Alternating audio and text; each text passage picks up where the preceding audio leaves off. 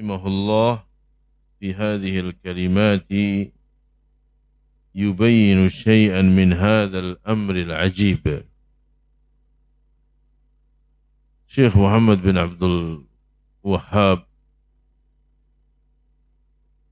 dalam perkataan beliau ini, beliau ingin menjelaskan hal yang sangat mengherankan.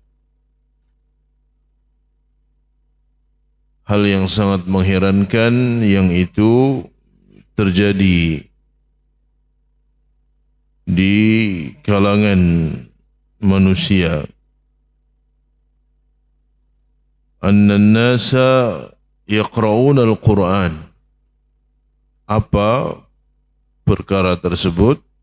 Perkara yang mengherankan itu bahwa banyak orang yang membaca Al-Quranul Karim.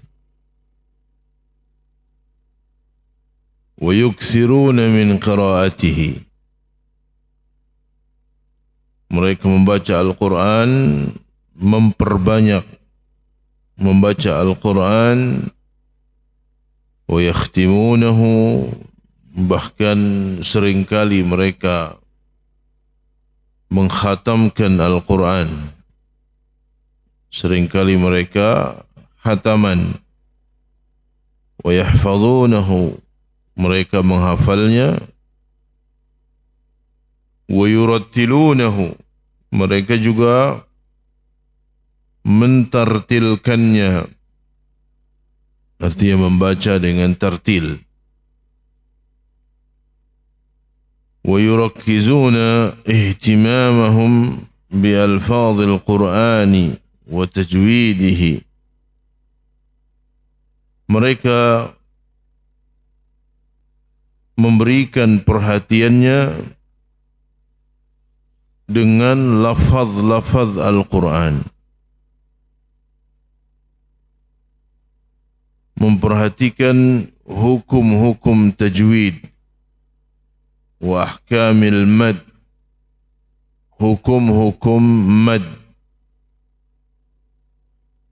wa ahkamil idgham, hukum yang berkaitan dengan idgham, wal ghunnah wal iqlab wal izhar wal ikhfa, dan yang lain dari hukum-hukum tajwid. Banyak orang yang sangat memperhatikan bab-bab tajwid. Wa ya'tanuna bihadza 'inayatan fa'iqah, dan perhatian mereka terhadap hal ini itu sangat besar. Wa hadza syai'un thayyib. Kita tidak mengingkari bahwa ini adalah satu kebaikan ketika seseorang membaca dengan tajwid, seorang fokus mempelajari ilmu tajwid, fokus membaca Al-Quran dengan mad-mad, dengan ahkamnya. Ini baik, kata beliau.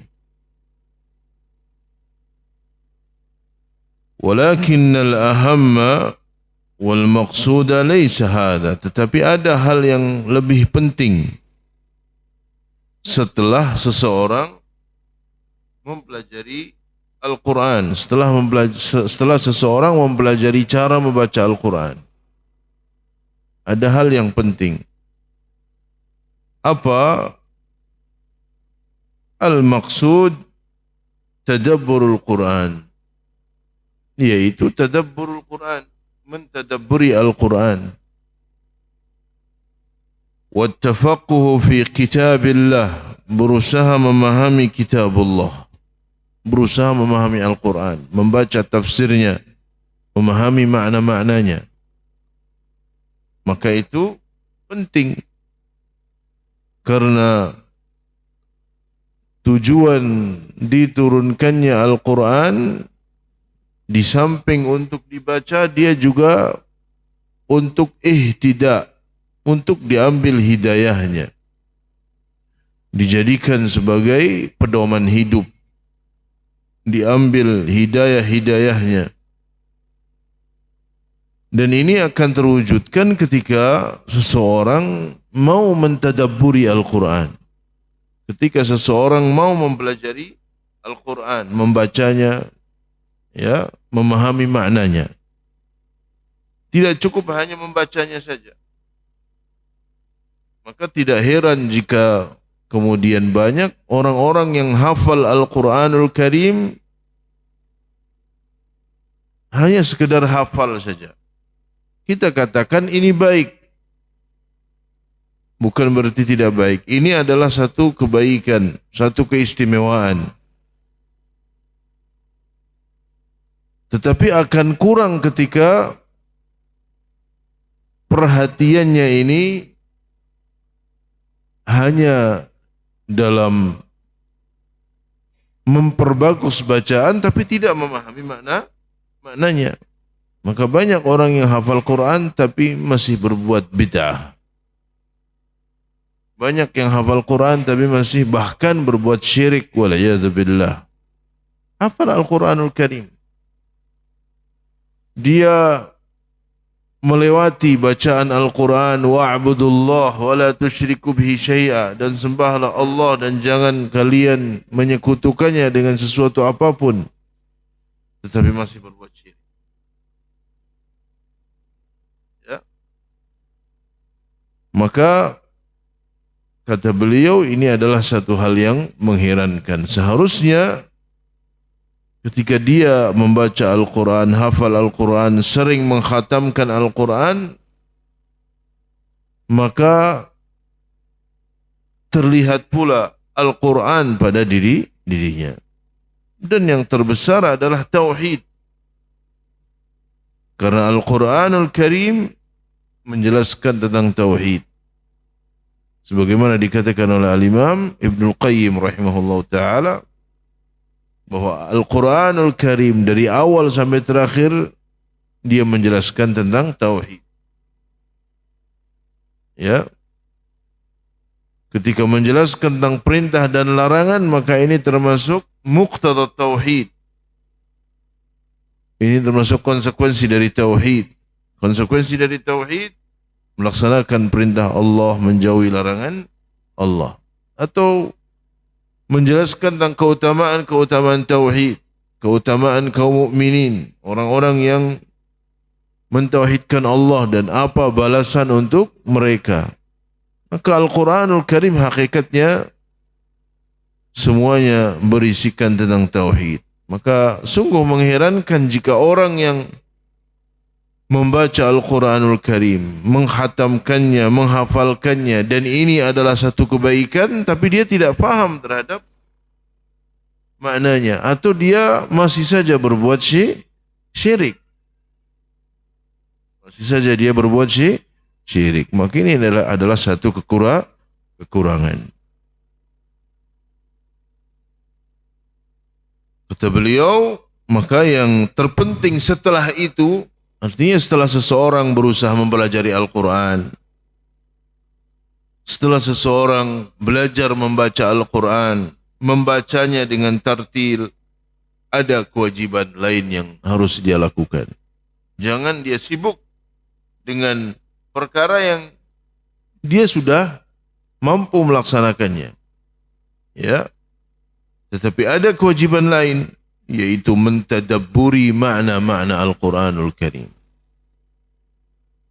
Paling tidak dia tahu artinya. Ya, dia tahu artinya. Maka hendaknya yang faham bahasa Arab, alhamdulillah, dia bisa mengetahui artinya. Tapi kalau tidak bisa, dia tidak bisa bahasa Arab, dia bisa gunakan terjemahan makna Al-Quran.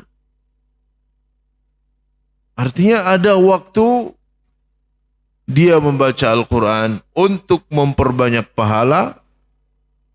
Ya, dia memperbanyak pahala dengan membaca Al-Quran. Ada waktu dia membaca Al-Quran dan membaca maknanya. Umpamanya antum baca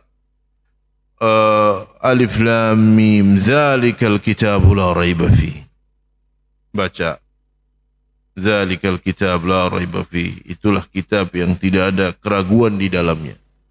Hudan lil muttaqin, petunjuk bagi orang-orang yang bertakwa.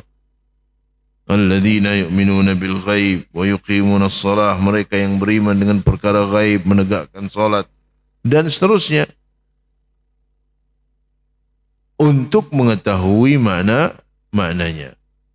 Adapun membaca untuk ihtisabul ajr, ya, antum baca Al-Quran untuk memperbanyak pahala antum dengan membacanya tanpa antum mengetahui maknanya. Tapi ada waktu yang juga antum perlu khususkan untuk mengetahui maknanya dalam rangka mentadabburi Al-Quran. Kemudian ada yang lebih dari itu, yaitu membaca tafsirnya.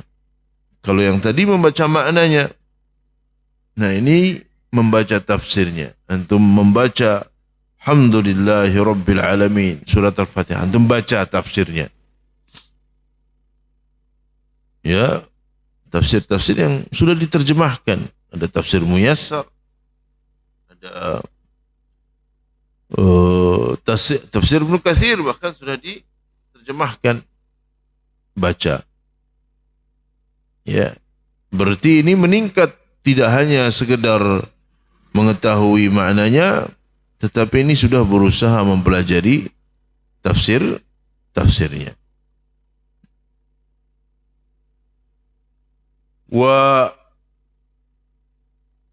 Kemudian beliau mengatakan wa ardu a'malina wa a'malin nasi ala kitabillah. Kemudian juga berusaha untuk menilai dengan Al-Quran amalan-amalan kita dan amalan-amalan manusia. Apakah yang kita lakukan sudah sesuai dengan Al-Quran atau tidak? Apakah yang dilakukan kebanyakan manusia di dalam ibadah-ibadah mereka sesuai dengan Al-Quran atau tidak? Hal hiya muwafiqatun li kitabillah au mukhalifah? Apakah sesuai amalannya atau justru menyelisihi Al-Quran? Hadha huwal matlub. Ini yang wajib.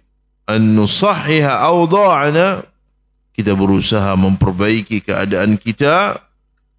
Wa an nunabbiha ala akhta'in nas, kita juga berusaha mengingatkan atas kesalahan-kesalahan manusia, amalan-amalan mereka yang seringkali menyelisihi Al-Quranul Karim. Demikian pula amalan-amalan kita.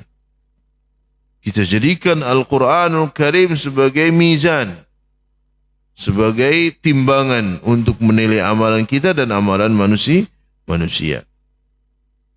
La biqasdit tashhir, bukan dalam rangka untuk menyebarkan kesalahan manusia.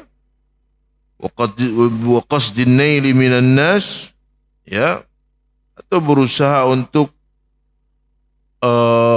menghakimi mereka, bal biqasdil islah wan nasihah, tetapi dalam rangka untuk tujuannya adalah memperbaiki. Karena kita semuanya menginginkan amalan kita diterima oleh Allah. Kita juga menginginkan amalan-amalan saudara-saudara kita dari kaum muslimin diterima oleh Allah Subhanahu wa taala. Maka harus kita berusaha untuk islah, memperbaiki.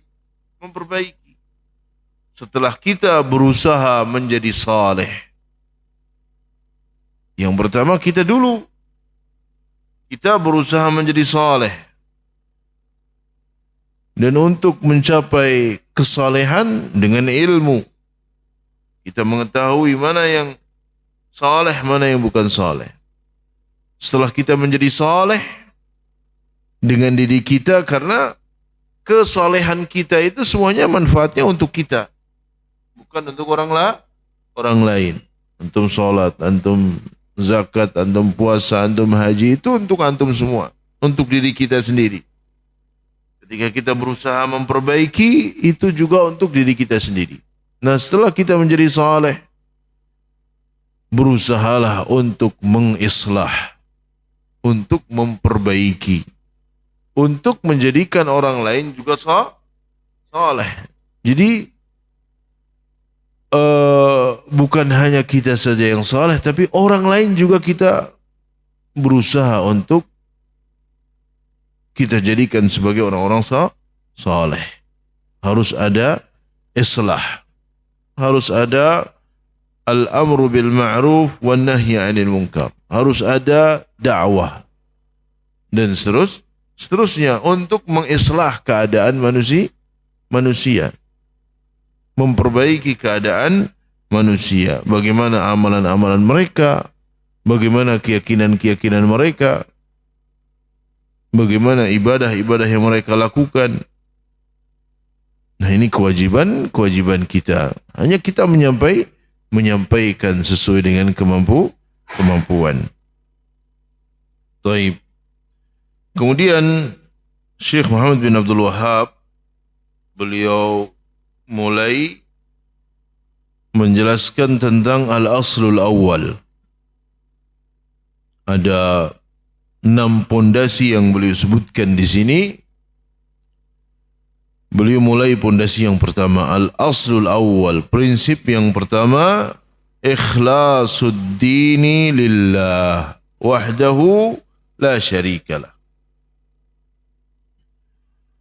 Ikhlas, mengikhlaskan seluruh agama dan ketaatan hanya untuk Allah semata. La syarikalah, dan tidak ada sekutu baginya. Ini adalah prinsip yang pertama. Pondasi yang pertama. Ikhlas. Mengikhlaskan semua ketaatan hanya untuk Allah Subhanahu wa ta'ala. Syekh Shalih bin Fauzan al-Fauzan beliau berkata, al-aslul awal min hadhihi al-usul as-sittah. Prinsip pertama dari 6 prinsip yang akan beliau sebutkan. Yang pertama adalah ikhlasuddini lillahi wahdahu la syarikalah. Ikhlas. Mengikhlaskan ketaatan hanya untuk Allah. Mengikhlaskan semua ibadah yang kita lakukan hanya untuk Allah tabaraka wa ta'ala. Hadza aslul usuli wa qa'idatud din. Ini adalah prinsip yang paling mendasar, prinsip yang paling penting. Wa qa'idatud din, dan merupakan kaidah agama ini. Ikhlas menjadi dasar bagi semua amalan-amalan. Semua apa yang dilakukan oleh manusia, dia menjadi asluddin, menjadi qaidatuddin, kaidah agama ini. Aslul usul, prinsip yang paling mendasar, yang jika hilang maka tidak bermanfaat amalan-amalan manusia. Jika pondasi ini rusak, maka akan rusak pula bangunannya. Maka keikhlasan itu bukan hal yang sepele, walaupun hanya beberapa huruf saja ikhlas, tetapi dia menjadi pondasi. Pondasi diterima amal seseorang atau tidak. Pondasi keberhasilan. Ya, keberhasilan apa saja pasti didasari dengan keikhlasan. Ya, jika tidak ikhlas, tidak bermanfaat.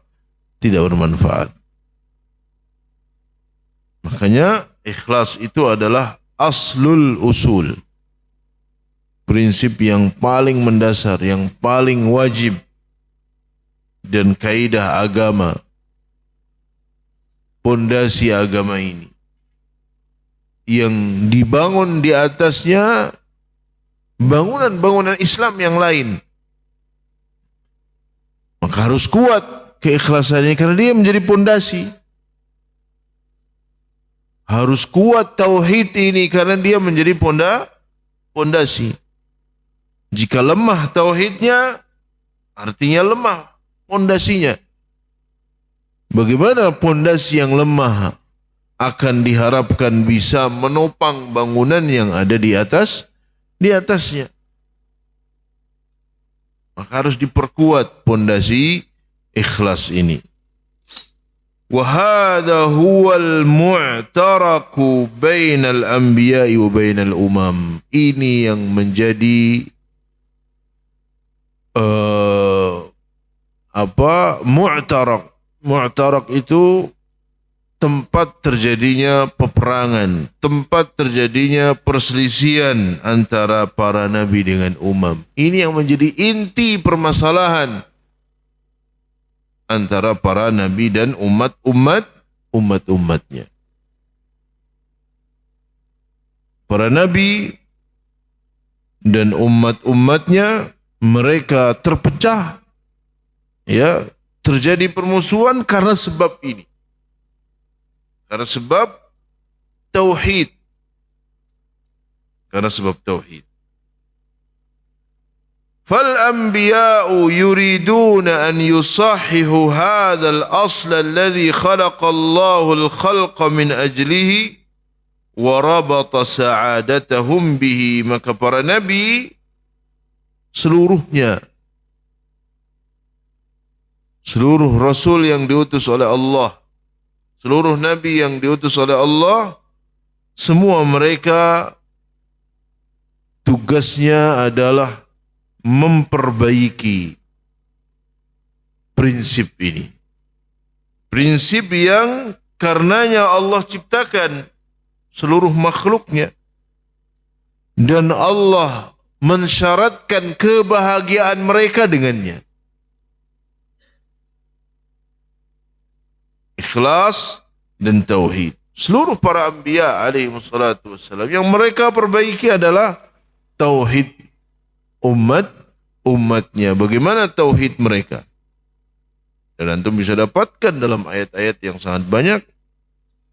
Di antaranya yang Allah sebutkan dalam surat An-Nahl ayat 36. Allah berfirman, وَلَقَدْ بَعَثْنَا فِي كُلِّ أُمَّةٍ رَسُولًا أَنِ اعْبُدُوا اللَّهَ وَاجْتَنِبُوا الطَّاغُوتَ. أَنِ اعْبُدُوا اللَّهَ ikhlas, tauhid, wajtanibut taghut, dan meninggalkan perbuatan-perbuatan syirik.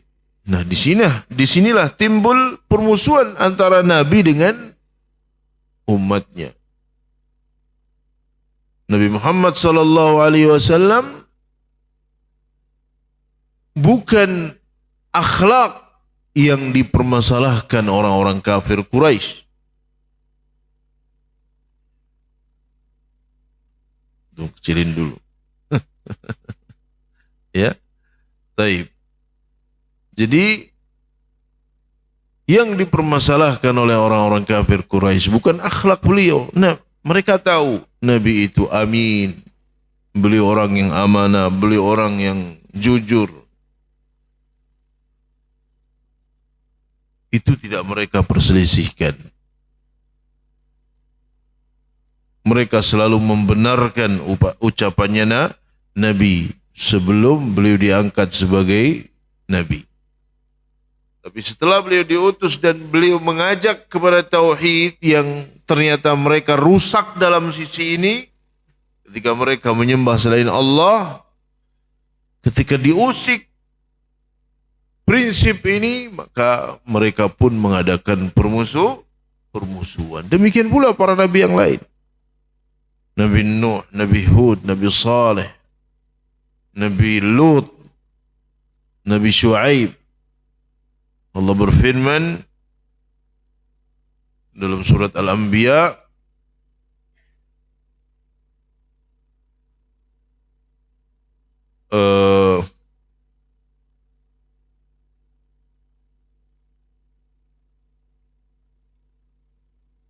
Subhanallah.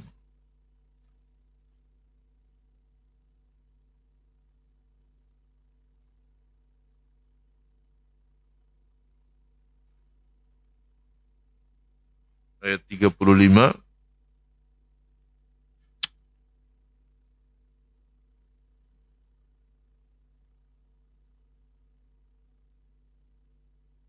وَمَا أَرْسَلْنَا مِنْ قَبْلِكَ مِنْ رَسُولٍ إِلَّا نُوحِي إِلَيْهِ أَنَّهُ لَا إِلَهَ إِلَّا أَنَا فَاعْبُدُونِ.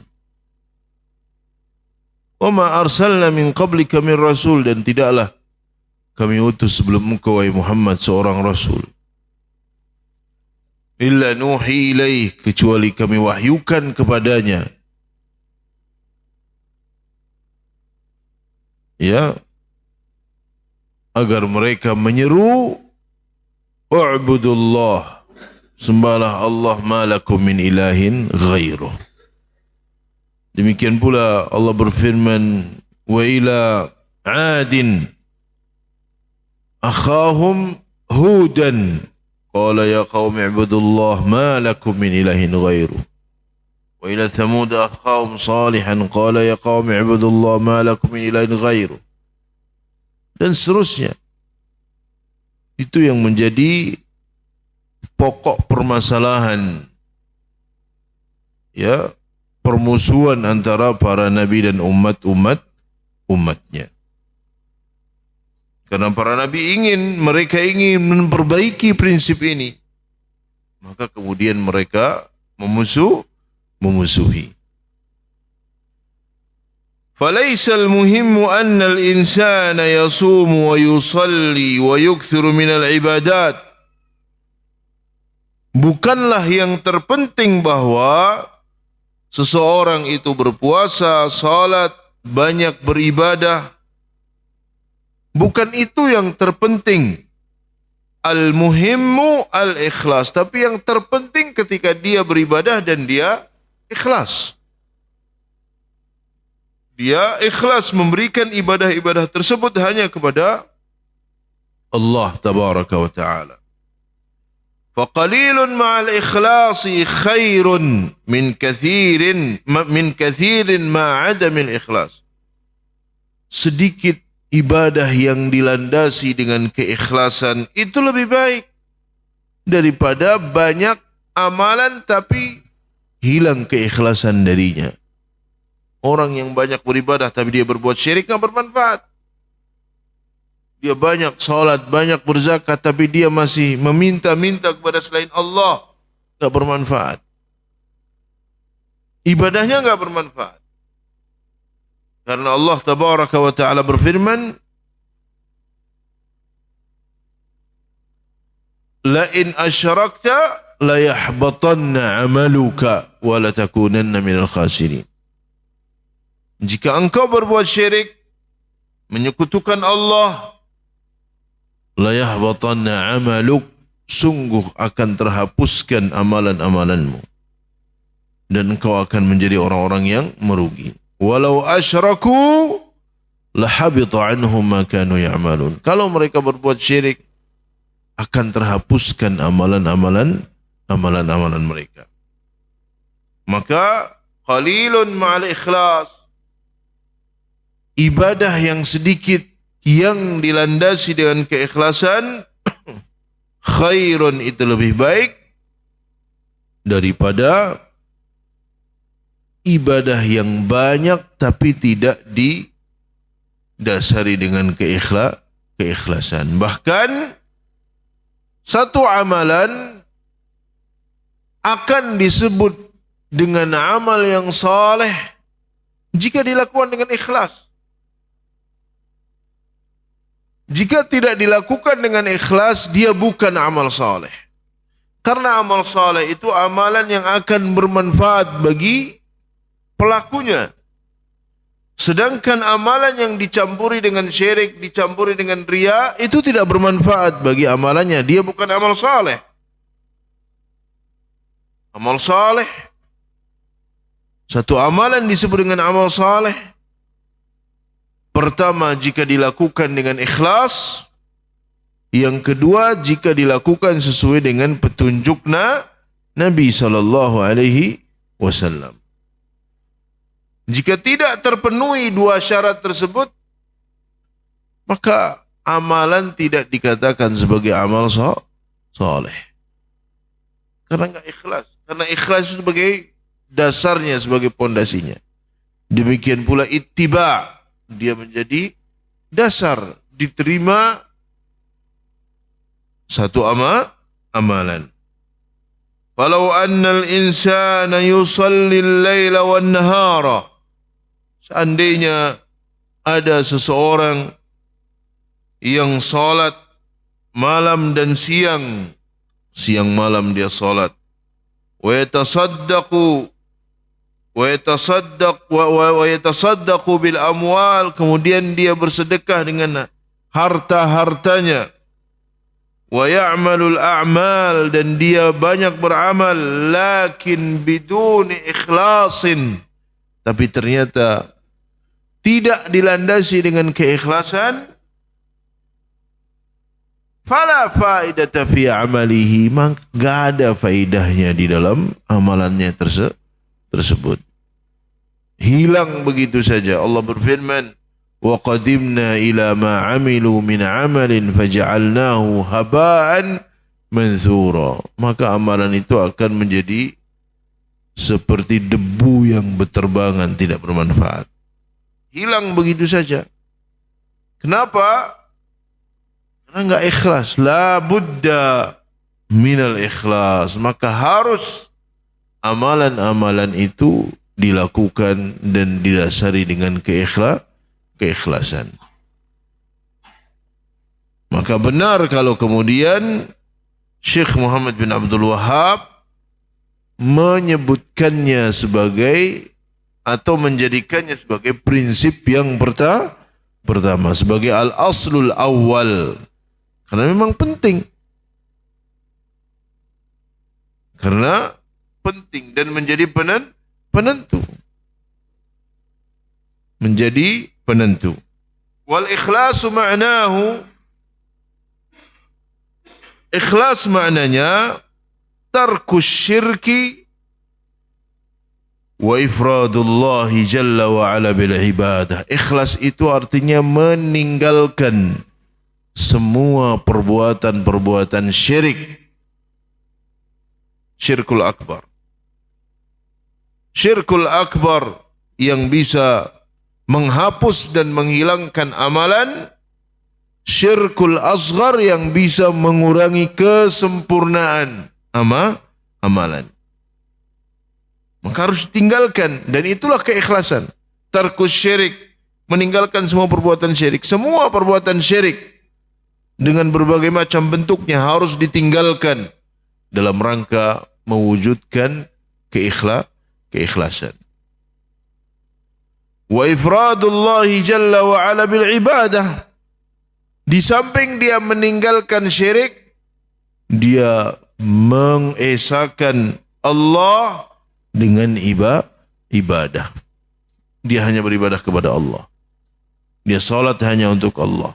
Sebagaimana Allah berfirman, qul, Allah perintahkan kepada Nabi-Nya sallallahu alaihi wasallam, qul inna salati wa nusuki wa mahyaya wa mamati lillahi rabbil alamin la syarika lah.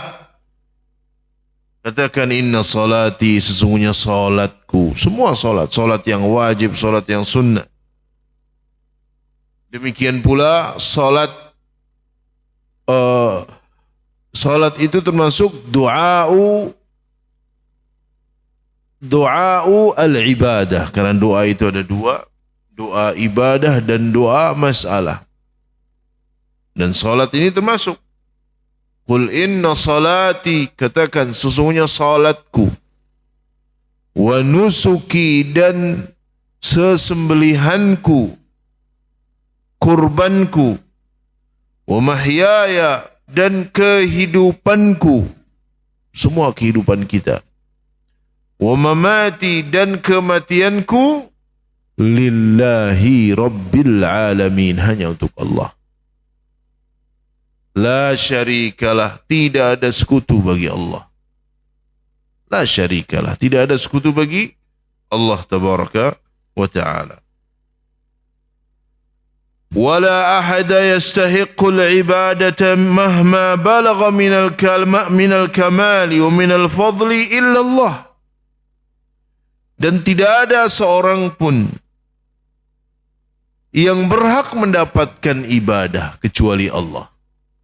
Tidak ada seorang pun yang berhak untuk mendapatkan ibadah setinggi apapun kedudukannya, sesempurna apapun dia, sebesar apapun keutamaannya, dia tidak berhak untuk mendapatkan ibadah. Yang berhak mendapatkan ibadah hanya Allah. Tidak ada satu pun yang berhak mendapatkan ibadah. La malakun muqarrabun, baik itu malaikat yang dekat, dia tidak berhak mendapatkan ibadah. Wala nabiyyun mursalun, atau para nabi yang diutus tidak berhak mendapatkan ibadah. Apalagi yang selainnya. Karena ibadah mutlak hak Allah Subhanahu wa ta'ala. Yang berhak mendapatkannya hanya Allah.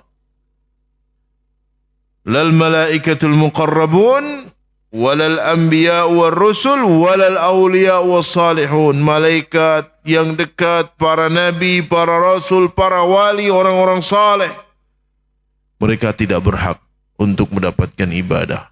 Mereka semua adalah abid, bukan ma'bud.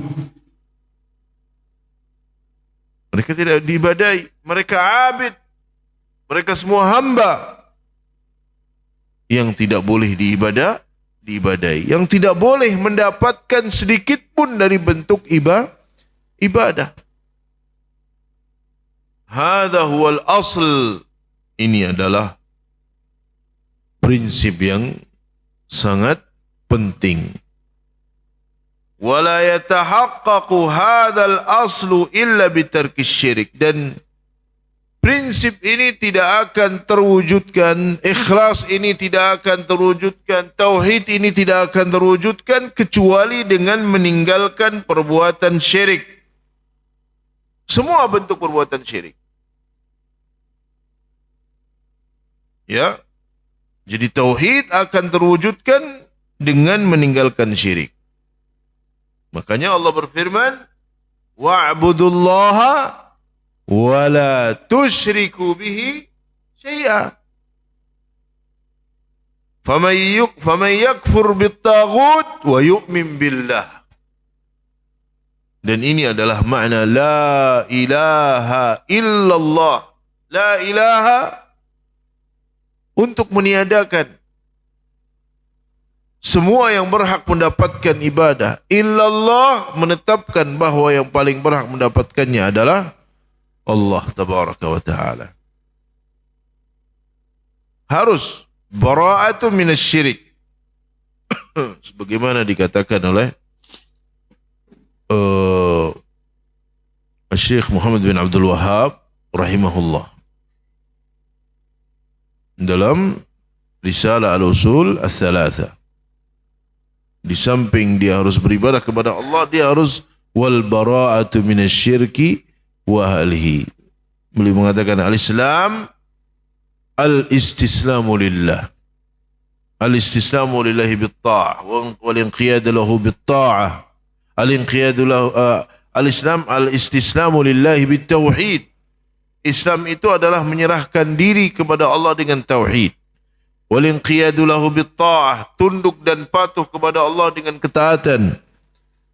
Wal bara'atu minasyirki wa ahlihi, dan berlepas diri dari perbuatan syirik dan orang-orang yang melakukan perbuatan syirik. Harus. Sebagaimana dikatakan oleh Nabi Ibrahim, inni bara'un mimma ta'budun. Aku berlepas diri dari apa yang kalian sembah, illa alladhi fatarani, kecuali siapa yang telah menciptakanku, yaitu Allah. Wa idh qala Ibrahimu li abihi wa qaumihi innani bara'un mimma ta'budun illa alladhi fatarani. فإنه سيهديني وجعلها كلمة باقية في عقبه لعلهم يرجعون. فلا يتحقق هذا الأصل إلا بترك الشirk. Maka tauhid tidak akan terwujudkan kecuali dengan meninggalkan syirik. Kalau orang masih berbuat syirik, tidak pernah terwujudkan keikhlasan. Dan berapa banyak orang masih berbuat syirik, masih doa kepada selain Allah, minta kaya kepada selain Allah, mendatangi tempat-tempat keramat, berdoa di situ, melakukan ritual-ritual di situ, semuanya syirik. Masih banyak yang berbuat seperti itu, pengen sukses usahanya, mendatangi tempat-tempat keramat. Pengen sembuh, mendatangi tempat-tempat keramat dari pengen sembuh dari penyakit. Pengen terpilih menjadi pejabat, mendatangi tempat-tempat keramat. Maka dakwah tauhid ini tidak boleh berhenti. Jangan dianggap syirik itu sudah tidak ada. Harus dakwah tauhidnya harus terus disampaikan supaya umat itu faham tentang tauhid. Karena itu sebagai kunci surga itu la ilaha illallah. Kalau dia tidak punya kuncinya, bagaimana dia akan masuk? Kalau dia punya kunci, mungkin saja dia langsung masuk. Kalaupun la qaddarallah dia punya dosa-dosa besar, kemudian dimasukkan ke dalam neraka, tapi dia masih punya kunci, ada harapan dia masuk ke dalam surga. Kalau nggak punya kuncinya, gimana dia akan masuk ke dalam surga? Ya. Amma man yakhlitu baina al-ibadati lillahi wa baina asy-syirki bighairi fa hadha 'amaluhu habit. Adapun siapa yang mencampur adukan antara ibadah dengan syirik, maka hapus amalannya, enggak bermanfaat. Ya, tidak bermanfaat. Makanya Allah berfirman dalam surat Al-A'raf, alladzina amanu wa lam yalbisu imanahum bidzulmin ulaika lahumul amnu wa hum muhtadun. Orang-orang yang beriman dan tidak mencampur keimanan mereka dengan kezaliman, yaitu perbuatan syirik, ulaika lahumul amnu wa hum muhtadun. Mereka orang-orang yang akan mendapatkan keamanan dan mereka orang-orang yang akan mendapatkan hidayah. Beriman kepada Allah, mentauhidkan Allah, dan tidak mencampur adukan keimanan mereka dengan perbuatan syirik. Jamaah sekalian yang dimuliakan oleh Allah, sebelumnya saya mohon maaf, qadarullah ada satu kegiatan yang harus kami lakukan. Kami mohon maaf kajiannya sampai jam 8:30 ini. Mudah-mudahan yang kita pelajari sekalipun sedikit bermanfaat bagi kita dan menjadi bekal bagi kita untuk kita semakin bersungguh-sungguh mempelajari tauhid dan juga mempelajari lawannya, yaitu syirik, serta bersungguh-sungguh untuk terus mengajarkan tauhid kepada keluarga kita, teman-teman kita, saudara-saudara kita, dan kepada kaum muslimin secara umum. Wallahu a'lam bis-shawab, wa sallallahu ala nabiyyina Muhammad wa ala alihi wa sahbihi wasallam. Subhanakallahumma wa bihamdika asyhadu an la ilaha illa anta astaghfiruka wa atubu ilaik. Assalamualaikum warahmatullahi wabarakatuh.